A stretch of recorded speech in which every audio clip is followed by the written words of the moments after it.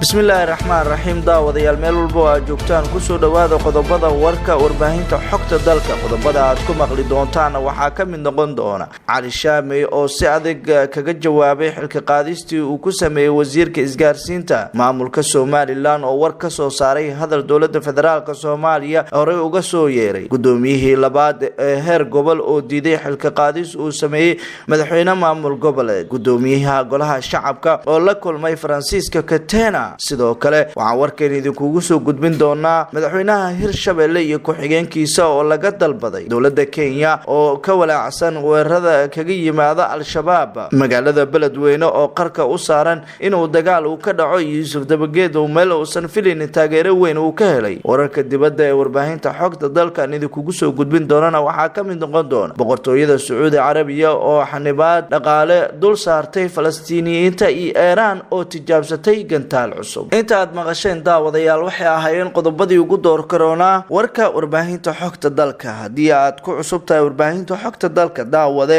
subscribe saar isla markaana furo gambaleelka si wararka ugu dambeeyay ee warbaahinta xogta dalka ay kugu soo dhacaan ama like dheh share dheh si saaxiibada ay u helaan wararkii ugu dambeeyay ee dalka warkii oo dhan aan ku bilaawno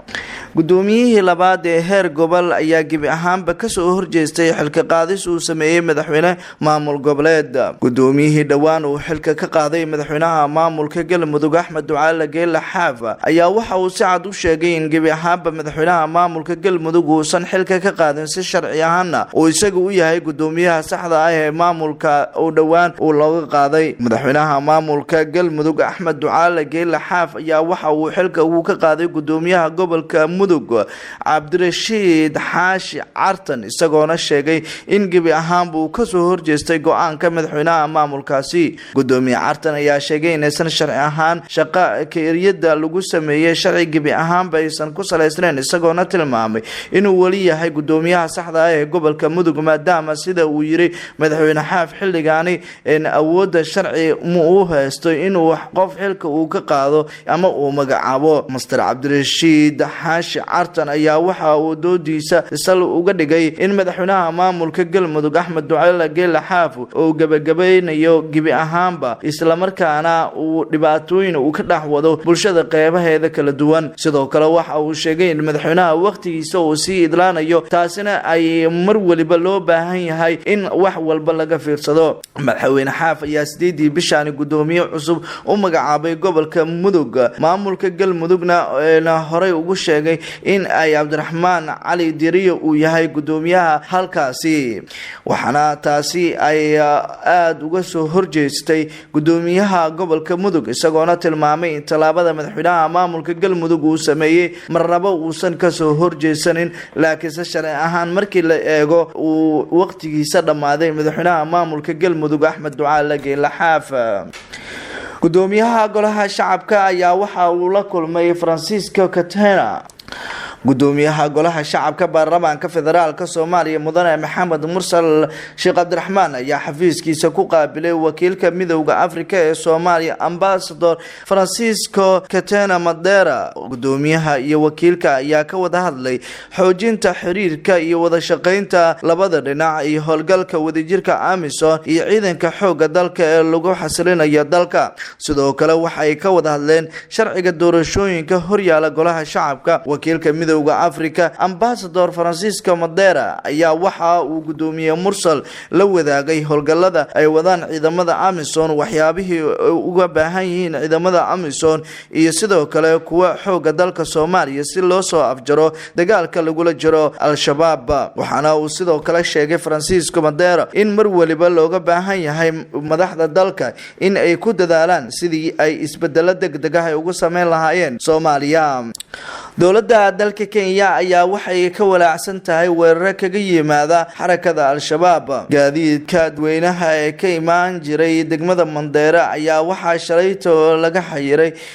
in ay gibi ahaanba u safraan magaalada Nairobi kadib markii booliska dalkaasi ay ka digeen cabsi la xiriirta weerarada al-shabaab taliyaha booliska ee galbeedka Mandera Jermin Olinga Kozima ayaa waxa uu sheegay inay heleen weerar warar sheegaya in ay dagaalamayaasha al-shabaab ay doonayaan inay dhibaatooyin kala duwan ay ka geystaan gudaha dalkaasi Kenya. Dowladda dalka Kenya ayaa waxa ay sheegeen in gebi ahaanba looga baahan yahay hay'adaha ammaanka in ay si gaar ah ammaanka u adkeeyaan, waxaana uu taliyaha booliska gobolka Mandera uu si cad u sheegay in mar walba looga baahan yahay gebi ahaanba shacabka reer Kenya in had iyo jeer ay ka fogaadaan weerarada al-shabaab. Sidoo kale Mandera ayaa waxa ay mar waliba kaga yimaada dad aad u fara badan iyadoona xad ay leedahay degmada Ceelwaaq. Ilaa iyo haddana waxaa la sheegayaa in halkaasi gebi ahaanba ammaankeeda si gaar ah loo adkeynayo. Waxaa sidoo kale booliska wadankaasi ay sheegeen in talaabo kasta oo la qaadayo ay noqon doonto mid aad looga baahan yahay in laga feejignaado, wax walibana ay noqon karto mid saameyn badan ku dhex yeelanayso bulshada qaybaheeda kala duwan. madaxweynaha maamulka Galmudug Axmed Ducaale Geele Xaaf ayaa waxa uu shaaca ka qaaday in gebi ahaanba uusan tagi karin guriga uu ku leeyahay magaalada tan caasimada Muqdisho. madaxweynaha maamulka Galmudug Axmed Ducaale Geele Xaaf ayaa ka hadlay cadaadiska uu maamulkiisa kala kulmay dowladda federaalka Soomaaliya xilligaani oo khilaaf xooggan uu kala dhaxeeyo, waxaana uu sheegay madaxweyne Xaaf culayska ka haysta dhinaca dowladda federaalka Soomaaliya uu keenayay inuu tagi waayo gurigiisa ee ku yaala magaalada Muqdisho, sidoo kalena uu ku adkaatay in uu tago cadaado ayuu yiri mar waliba dhibaatooyin ayaa dowladda kala kulanaa. madaxweynaha maamulka Galmudug ayaa sidoo kale sheegay in dowladda federaalka Soomaaliya mashaariic ay horay u ballan qaadeen in ay ka fulinayaan deegaanada Galmudug aysan waxba ka qabsoomin. Xaaf ayaa sidoo kale beeniyay in ay jiro khilaaf u dhaxeeya madaxda ahlu sunna, waxaana uu xusay wararka la baahiyay ee ka dambeeyaan dad u shaqeeya dowladda federaalka Soomaaliya, isla markaana sheegay in ay gebi ahaanba ay jiraan horumarka Galmudug mar waliba dad luqaafeynaya sida uu hadalka u dhigay madaxweynaha maamulka Galmudug Axmed Ducaale Geele Xaaf. Xaaf ayaana tilmaamay talaabo kasta in ay dhibaato ay ku tahay, taasina marnaba u dulqaadan doonin. madaxweynaha maamulka Hirshabelle iyo ku-xigeenkiisa ayaa mar kale waxaa laga dalbaday in gebi ahaanba ay iscasilaan. golaha badbaadinta Hirshabelle ayaa ka dalbaday madaxweyne Waare iyo ku-xigeenkiisa inay iscasilaan ama xilka ka qaadis lagu sameeyo. golaha ayaana walaac ka muujiyay xaaladaha gobolka Hiiraan ee ka taagan ee sababi karta mustaqbalka Hirshabelle inuu mugdi galo. golaha ayaana ku baaqay in gebi ahaanba baarlamaanka Hirshabelle, duubabka dhaqanka, siyaasiyiinta, aqoon-yahanada, waxgaradka Hirshabelle inay u istaagaan badbaadinta Hirshabelle. sidoo kalena golahu waxa uu ku booriyay in dowladda dhexe ay wax ka qabato arinta murugsan ee ka taagan Hiiraan iyo Hirshabelle. war-saxaafadeed ee soo saareen ayaa wax ay ku sheegeen in loo baahan yahay in dhibaatooyinka hadda jira halka madambeysa laga gaaro, taasina looga baahan yahay madaxda maamulka Hirshabelle in ay iscasilaan Cali iyo sidoo kale Maxamed Cabdi Waare, waxaana tani ay ku tilmaameen in dhibaatooyinka mararka qaarkood saameynteeda ay ku dhex yeelanayaan. magaalada Beledweyne ayaa qarka u saaran dagaal, iyadoona sidoo kale gudoomiyaha gobolka Hiiraan Yuusuf Dabageed uu taageero kala duwan u helayo. xiisad dagaal oo aad u xoogan ayaa ka taagan inta badan xaafadaha magaalada Beledweyne ee xarunta gobolka Hiiraan, taasi oo u dhaxeysa ciidamo ka amar qaata Yuusuf Axmed Hagar Dabageed iyo ciidamo kale oo ka amar qaata Maxamed Cabdi Waare oo ah madaxweynaha maamulka Hirshabelle. inta badan xiisada dagaal ayaa waxa ay ka taagan tahay in kastamarka canshuurta xarunta gobolka iyo kontaroolka laga galo magaalada Beledweyne oo dhammaantoodba ay ku sugan yihiin ciidamada Yuusuf Dabageed. kulan uu la qaatay odayaasha dhaqanka ee gobolka Hiiraan ayay ku heshiiyeen in uu isdifaaco weerar kasta oo kaga yimaado Hirshabelle, iyagoona u ballan qaaday taageero dhan walba ah ay ka taageerayaan odayaasha dhaqanka. arrintaani ayaa waxay abuurtay walaac xooggan oo ka dhex bilowday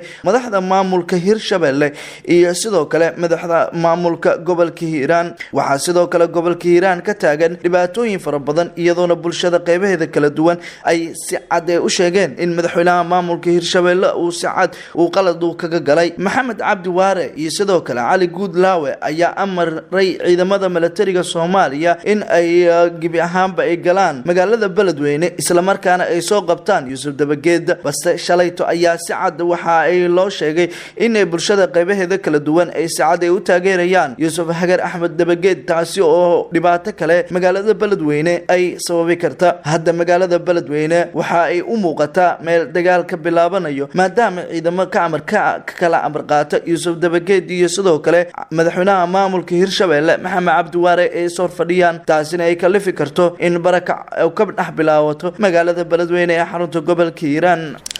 maamulka Somaliland ayaa war ka soo saaray hadal dowladda federaalka Soomaaliya ee qunsuliyadda Kenya. xukuumadda Somaliland ayaa waxba kama jiraan ku tilmaamatay si adagna uga hadashay hadal ka soo yeeray wasiirka wasaaradda arrimaha dibadda Soomaaliya Axmed Cawad Ciise oo sheegay in Soomaaliya u ogolaatay in dowladda Kenya in ay xafiis ka furato Hargeysa. warbixin dhawaan uu qoray wargeyska The Standard ee ka soo baxa magaalada Nairobi ee dalka Kenya ayaa waxa wasiirka arrimaha dibadda Soomaaliya ku sheegay in dowladda Soomaaliya oo ogolaatay dowladda Kenya in qunsuliyad ay ka furato magaalada Hargeysa ee caasimadda maamulka Somaliland. dowladda Soomaaliya iyo dowladda Kenya ayaa waxa hadda ka dhex taagan khilaaf aad xoogan, hase yeeshee wasiirka arrimaha dibadda Somaliland Yaasiin Xaaji Maxamed Xariir Fartoon ayaa sheegay in ay dowladda Soomaaliya ay isku dayday inay hor istaagto xafiiska ay Kenya ay ka furanayso Somaliland balse ay suurto geli weyday. wasiir Fartoon ayaa waxa uu si cad u sheegay in gebi ahaanba mar waliba Somaliland ay tahay dowlad ka madax banaan dowladda federaalka Soomaaliya. jamhuuriyadda